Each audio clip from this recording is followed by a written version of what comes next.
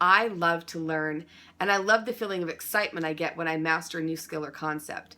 I want my students to be able to experience that same feeling.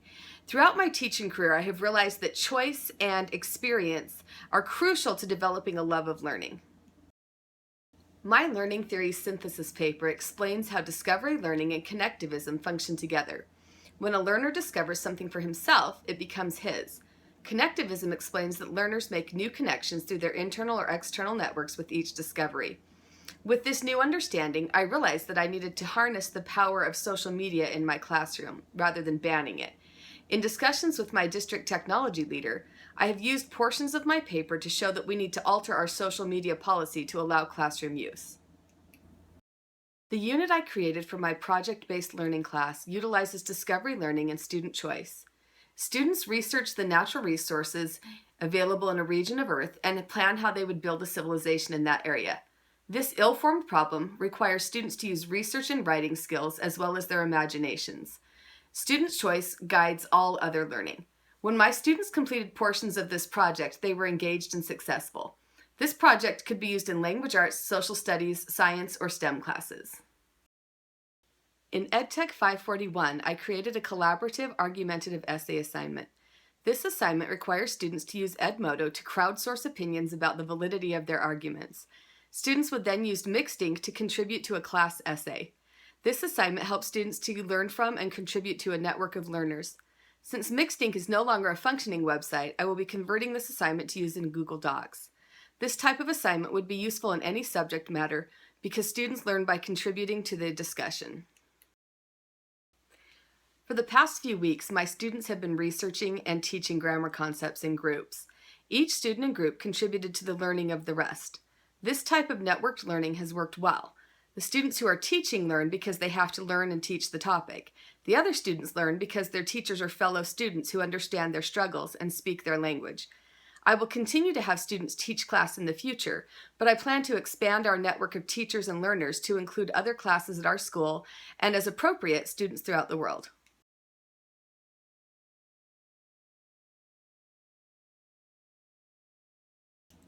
Teaching is both a science and an art. In deciding learning objectives, assessments, and instructional activities, teachers must rely on common sense and knowledge of their students to apply scientific or research-based solutions.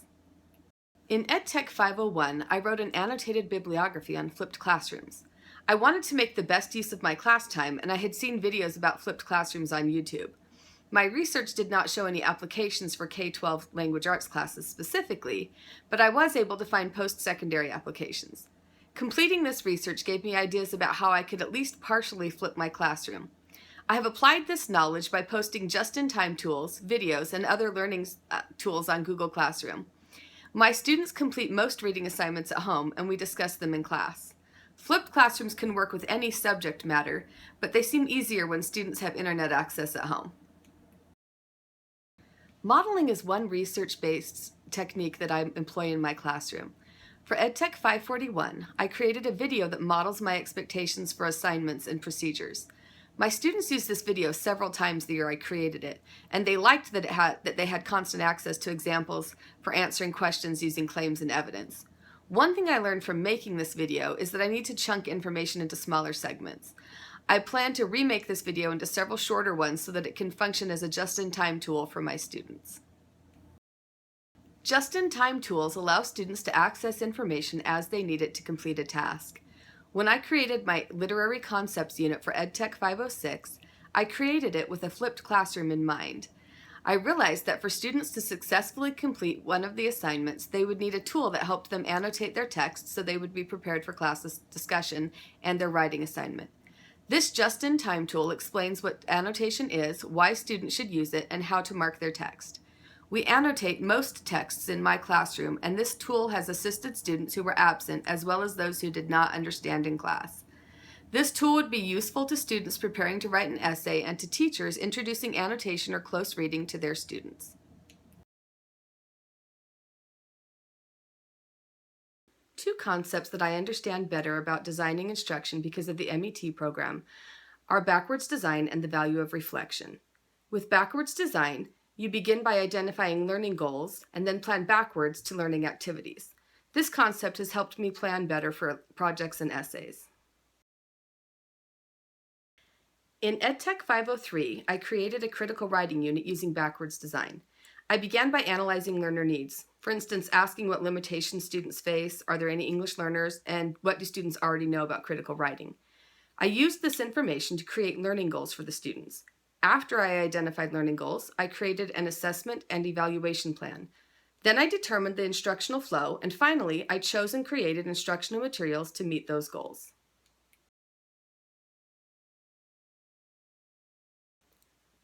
The project-based learning assignment I created in EdTech 542 asks students to create a proposal to colonize an uninhabited world similar to Earth. It will be a semester-long project and will require students to learn research, writing, and presentation skills, as well as using their imaginations. Before designing learning activities and tools, I identified learning goals and created assessments. I also created a schedule of due dates for each aspect of the project to keep students on task. In EdTech 506, I created several visual learning tools to teach literary concepts. Before creating each tool, I identified a common problem the visual needed to solve. These assignments taught me the value of reflection in designing instruction. For each visual, I explained the thought process behind my solution, referencing research-based practices. I also conducted a user test of each graphic and reflected on how I could improve its usefulness based on the feedback I received. Understanding backwards design has helped me be less impetuous about starting projects. I used to begin big projects the day I thought of them because I was excited about the idea and I knew my students would be too.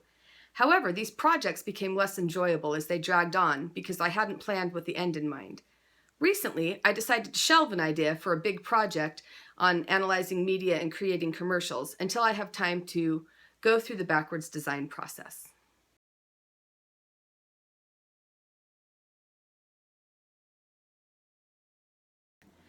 Networking and collaboration are important aspects of professional practice. My district has asked us to create professional learning communities with our colleagues to better support student learning. Expanding beyond this local group by networking with teachers across the world has helped me find new solutions for my students. In EdTech 543, I created a visual representation of my personal learning environment. Creating this image helped me visualize my circle of influence. I realized how members from each network influenced me, and I could imagine how I might influence them. Also in EdTech 543, I created a video and blog post representing the connections between connectivism, communities of practice, and personal learning networks. While researching for this blog post, I learned that participating in personal learning networks helps students self-regulate their learning. As a result of this understanding, I have helped my students create their own personal learning networks. For EdTech 543, I actively participated in webinars and live Twitter chats. From the Library 2016 webinar, I learned about makerspaces, which I would like to implement at my school. In a live Twitter chat with #CaliforniaEdChat, I had the opportunity to discuss how to tackle tough topics with students. This discussion helped me prepare for some of the discussions I have with my students when we read The Outsiders. I plan to participate in more live Twitter chats as my schedule allows. In EdTech 503, I utilized subject matter experts at my school in creating my critical writing instructional design. I consulted the subject matter experts about appropriate assessments, pacing, and the order of instructional activities. I revised the sequence of lesson activities and the focus of the unit based on feedback from my subject matter experts. Collaborating with coworkers on instructional design was helpful. My subject matter experts helped me see flaws that I might not have noticed on my own. In EdTech 543, I collaborated with classmates to create a close reading unit that utilizes social media. We communicated via Facebook Messenger in group chats to decide our focus and divide the tasks of creating the unit.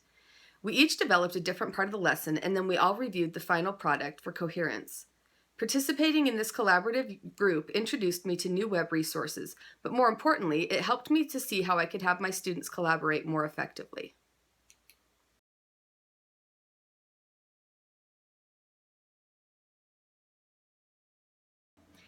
Research is an important component of any teaching or administrative practice. Before participating in the EdTech program, I used research primarily to prepare background lessons before reading a novel with students or when looking for differentiation strategies. However, the research I have conducted in my EdTech coursework has changed the way I teach and the way I look at curriculum and technological resources. In EdTech 543, Social Media Learning, I learned about content curation. Similar to using Pinterest to save sites, curation sites like Pearltrees allow the user to annotate each blog post or article. My curated content about critical thinking has been valuable in our ELA team discussions this year. Another benefit to curating content is that it can be easily shared.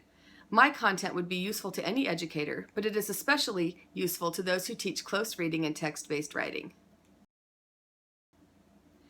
Examining the local learning environment is also a beneficial type of research. The school evaluation summary I prepared for EdTech 501 reviews the state of technology at my school. By completing this inspection, I better understood my student population and how technology is used at every level at my school. Having a concise summary of the school's technology status provides evidence to support my recommendations at technology and leadership team meetings. Program evaluations are another form of research. For EdTech 505, I evaluated my school's implementation of Read Live as a reading intervention program. In my first meeting with administrators and teachers who were implementing the program, I discovered that the learning outcomes were unclear.